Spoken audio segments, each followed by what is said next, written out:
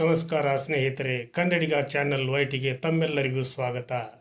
ನಾನಿವತ್ತು ಬೆಳಗಾವಿ ಜಿಲ್ಲೆಯ DCC ಬ್ಯಾಂಕಿನ ಈ ಸಂಚಿಕೆಯೊಂದಿಗೆ ತಮ್ಮ ಜೊತೆಗೆ ಹಾಜರಾಗಿದ್ದೇನೆ. ಯಾಕಂದರೆ ದಿನಕ್ಕೂ ಪ್ರತಿ ದಿವಸವೂ ಕೂಡ ಕದನ ಕುತೂಹಲ ನಿರ್ಮಾಣ ಮಾಡ್ತಿರ್ತಕ್ಕಂಥ ಈ ಬೆಳಗಾವಿಯ DCC ಬ್ಯಾಂಕಿನ ಈ ಚುನಾವಣೆ ನಿಜಕ್ಕೂ ಕೂಡ ಕದನ ಕುತೂಹಲವನ್ನೇ ಕೆರಳಿಸಿದೆ ಅಂತಲೇ ಜಿಲ್ಲೆಯಲ್ಲಿ ಭಾವಿಸ್ಬೋದು. ಜೊತೆಗೆ ಈ ಒಂದು ಸಂದರ್ಭದಲ್ಲಿ ಏನಾಗಬಹುದು ಅನ್ನೋದನ್ನು ಊಹಿಸ್ಲಿಕ್ಕೂ ಕೂಡ ಅಸಾಧ್ಯವಾಗದೇ ಇರತಕ್ಕಂಥ ಪರಿಸ್ಥಿತಿ ಈಗ ಜಿಲ್ಲೆಯಲ್ಲಿ ಬೆಳಗಾವಿ DCC ಬ್ಯಾಂಕಿನ ಮಟ್ಟಿಗೆ ನಿರ್ಮಾಣವಾಗಿರೋದಂತೂ ಕೂಡ ಸತ್ಯ. ಹೀಗಿರುವಾಗ ಈ ಒಂದು ಚುನಾವಣೆಯಲ್ಲಿ ಏನಾಗಬಹುದು ಅನ್ನುವಂಥ ಭವಿಷ್ಯವನ್ನು ನುಡಿಯುವ ಭವಿಷ್ಯಕಾರರಿಗೇನೂ ಕೊರತೆ ಇಲ್ಲದೆ ಇದ್ದರೂ ಕೂಡ ಈ ಒಂದು ಸಂದರ್ಭದಲ್ಲಿ ಭವಿಷ್ಯಗಳು ಕೂಡ ಸುಳ್ಳಾಗುವ ಲಕ್ಷಣಗಳು ಕೂಡ ಎರಡೂ ಸಾಮ್ರಾಜ್ಯಗಳ ನಡುವೆ ನಡೆದಿರ್ತಕ್ಕಂಥದ್ದು ಕೂಡ ಅಷ್ಟೇ ರೋಚಕವಾದಂಥ ಒಂದು ವಿಷಯ. ಹೀಗಿರುವಾಗ ಈ ಒಂದು ಚುನಾವಣೆ ರಾಜ್ಯವನ್ನೇ ತನ್ನತ್ತ ಸೆಳೆದಿದೆ, ರಾಜ್ಯದ ಒಂದು ಚಿತ್ತವನ್ನೇ ತನ್ನತ್ತ ಆಕರ್ಷಿಸಿದೆ ಅನ್ನುವಂಥ ಭಾವನೆಯೂ ಕೂಡ ಬೆಳಗಾವಿಯ ಜಿಲ್ಲೆಯಲ್ಲಿ ಉಂಟಾಗಿರೋದಂತೂ ಕೂಡ ನಿಜ.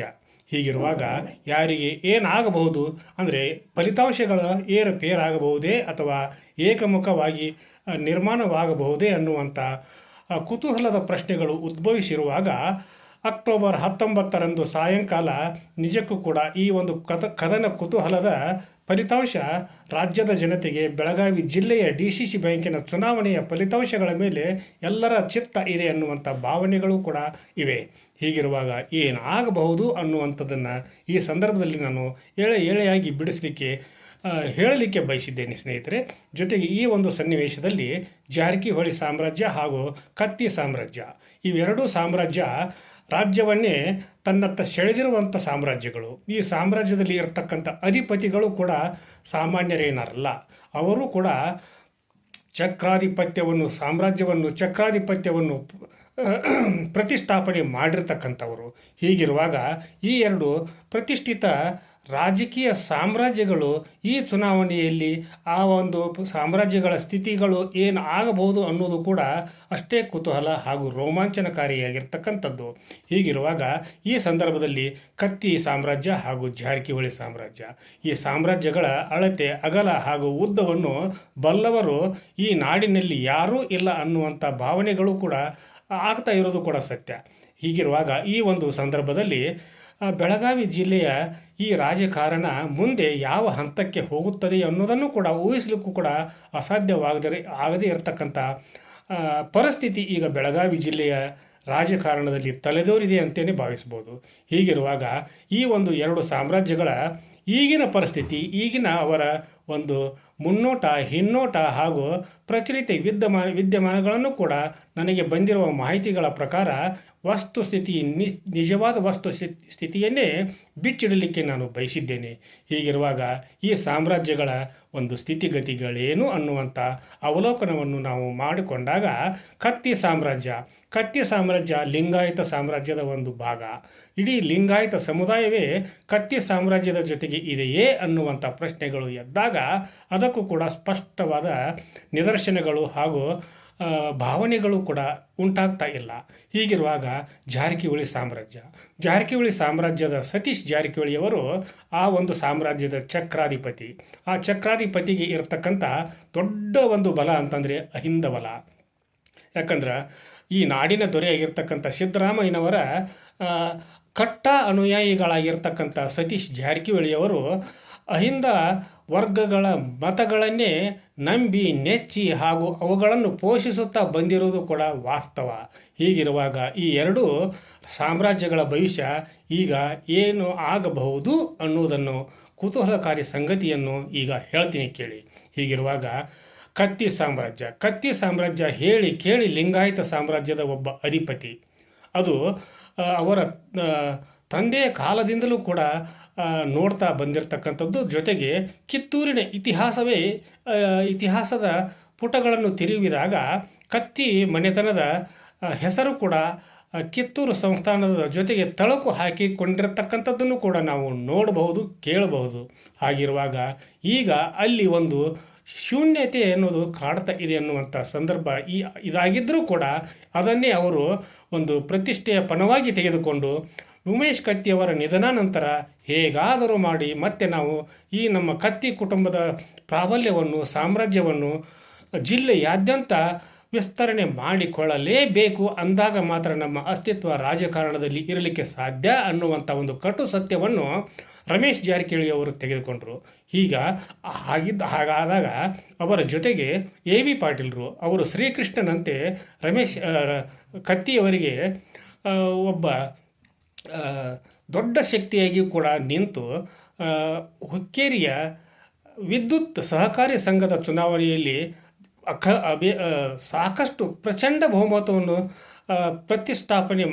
ಗಳಿಸಿ ಪ್ರತಿಷ್ಠಾಪನೆಯನ್ನು ಮಾಡಿರ್ತಕ್ಕಂಥ ಇತಿಹಾಸ ಈಗ ನಮ್ಮ ಮುಂದೆ ಇದೆ. ಈಗ ಆ ಒಂದು ಇತಿಹಾಸವನ್ನು ಕೆಣಕಿಕೊಂಡು ಹೋದಾಗ ಅಲ್ಲಿ ಬಹುತೇಕ ಎಲ್ಲರೂ ಕೂಡ ಕತ್ತಿ ಸಾಮ್ರಾಜ್ಯವನ್ನು, ಕತ್ತಿ ಮನೆತನವನ್ನು, ಕತ್ತಿ ಒಡೆತನದಲ್ಲಿಯೇ ಇರಬೇಕು ಈ ಒಂದು ವಿದ್ಯುತ್ ಸಹಕಾರಿ ಸಂಘ ಅನ್ನುವಂಥ ತೀರ್ಮಾನಕ್ಕೆ ಬಂದಾಗ ಅಲ್ಲಿ ನಡೆದಿರ್ತಕ್ಕಂಥ ಚುನಾವಣೆಯಲ್ಲಿ 15ಕ್ಕೆ 15 ಅಭ್ಯರ್ಥಿಗಳು ಪ್ರಚಂಡ ಬಹುಮತದಿಂದ ಆಯ್ಕೆಯಾಗಿರ್ತಕ್ಕಂಥದ್ದು ಇತಿಹಾಸದ ಪುಟಗಳಲ್ಲಿ ಸೇರಿದೆ. ಅದನ್ನೇ ಒಂದು ಅಸ್ತ್ರವನ್ನಾಗಿ ಮಾಡಿಕೊಂಡಿರ್ತಕ್ಕಂಥ ರಮೇಶ್ ಜಾರಕಿಹೊಳಿ ಅವರು ನಾವು ಸುಮ್ಮನೆ ಕುಳಿತುಕೊಂಡರೆ ಆಗೋದಿಲ್ಲ ಅನ್ನುವಂಥ ಒಂದು ಬಲವಾದ ನಂಬಿಕೆಯಿಂದ ತನ್ನ ಒಂದು ಸಾಮ್ರಾಜ್ಯದ ವಿಸ್ತಾರವನ್ನು ಹಾಗೂ ಲಿಂಗಾಯತ ಸಮುದಾಯದ ಒಕ್ಕಟ್ಟನ್ನು ಮಾಡಿಕೊಳ್ಳಲಿಕ್ಕೆ ಈಗ ಮುಂದಾಗಿದ್ದಾರೆ. ಹಾಗಿದ್ದಾಗ ಸತೀಶ್ ಜಾರಕಿಹೊಳಿ ಹಾಗೂ ಸಹೋದರರೇನು ಸುಮ್ಮನೆ ಕುಳಿತಿಲ್ಲ.